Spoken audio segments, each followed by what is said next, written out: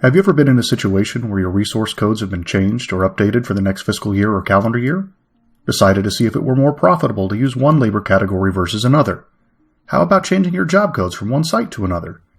Instead of having to go to each WBS and task in your proposal, find the outdated inputs, and then update them to their new values, use resource switching as a fast and easy way to find resources and replace their value to any other valid resource from your direct rate table.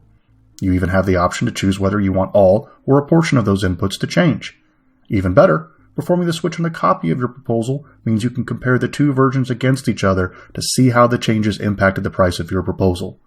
If you would like to see even more features from ProPricer that help streamline your pricing process, check out the other videos on ProPricer.com. Thanks for watching.